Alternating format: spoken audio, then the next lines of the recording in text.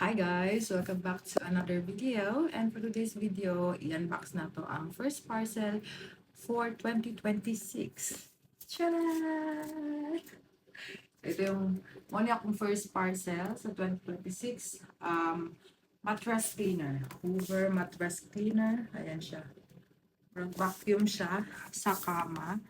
So, naa siya'y wet and roll vacuum, UV light, drying, dust sensor, 0.6 large capacity bin.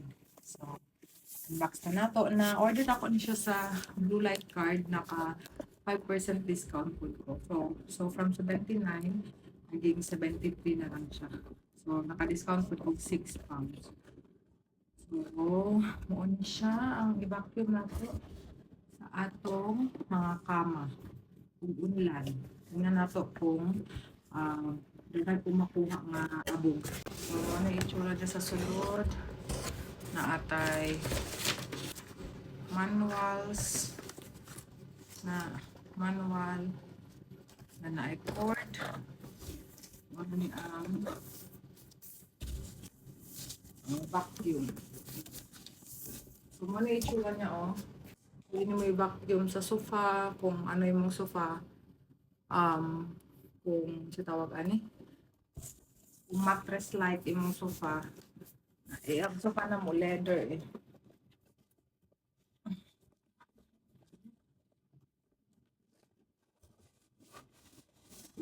This is it. Ito siya.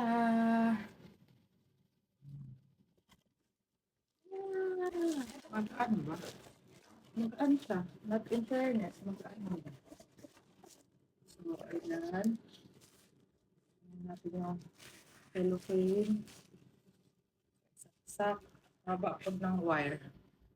Haba ang wire niya. Tapos, dito ang on. Yan. Tapos humidity, UV light, might, drying. And then, sa yan, sa ilalog, na siya mga brush. Ang itsura niya. Ang itsura sa ilalog. Sa side, diri. Ano kunin to? Pagkuhaan ni anaon lang siguro. Yan, nakuha na siya. So, mo ni ang mabutang ang mga abog. Kung nakay abog na makuha. Mo ni filter. Pwede mo siya limpyuhan. Tanggal siya.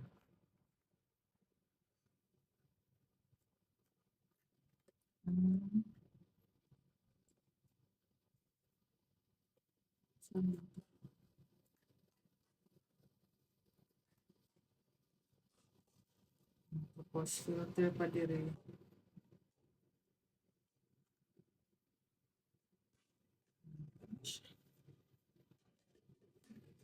Ani balik lang pod after mag-vacuum ay paliktad.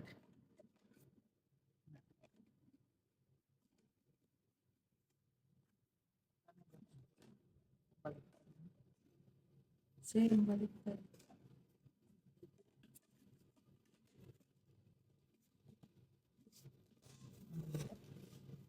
Pagkuha ni press lang.